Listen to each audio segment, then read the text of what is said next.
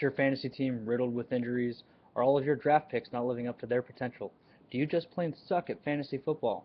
After 3 weeks, your fantasy season could already be over, but it doesn't have to be. Head over right now to DraftKings.com where you can make money playing in 1 week fantasy football leagues. It's funny that we call it DraftKings because the only people who play are people who couldn't draft good teams in the first place. Use promo code LittleGingerPenis and I'll tell you how you could win $1 million playing 1 week fantasy football. When you're making your picks, just use my lineup. Whoever DeAndre Hopkins lymphoma starts next week is who you should pick. Because I'm on fucking fire. My team put up 192.5 points this week, beating the previous league record of 180.5 points that I set in week 14 of last season. And in case you don't remember, there were only 8 teams at the time. My team dominated just girly things, winning by 110 points. That's still enough to beat, 7 of you other pathetic teams. In this recap, I don't even really want to talk about all you mediocre teams that couldn't even score 100 points.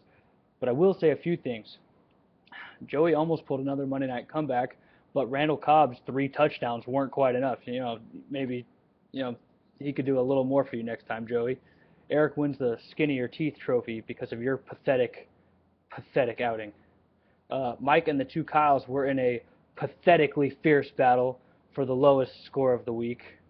It looked like Don't Hate the Slayer, Hate the Game was going to get the honor. But James Jones's 19.5 points pulled him ahead, just 1 point ahead of Setup the Colemans. So Kyle gets the lowest point of the week trophy. I'm going to give mad props, though, to both Nick and Luke. Going into the matchup, both these teams were winless, and Nick put up a great fight. Le'Veon Bell was back from a suspension. Joseph Randle had 90 yards and 2 touchdowns in like the first 6 minutes of the game. A.J. Green had 227 yards and 2 touchdowns, but Luke's team did better. Adrian Peterson scored 152 points, which, behind my 2 records, is the 3rd highest score in the history of this league. So Luke's accomplishment should not be overshadowed by my big week. He definitely, deserves some praise. Luke is a playoff contender, and he's only a game and a half behind first place. Here are the Week 4 matchups. Timmy versus Luke, Joey versus Kyle, Adam versus Will, Eric versus Curtis, Brian versus Mike, and our 2 winless teams, Nick versus Kyle.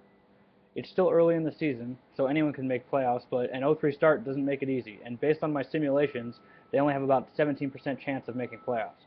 Whoever loses between Nick and Kyle will fall to 0-4 and only have about a 9% chance to make playoffs. Good luck, everyone, next week. And this weekly recap has been brought to you by DraftKings, where bitches play fantasy football.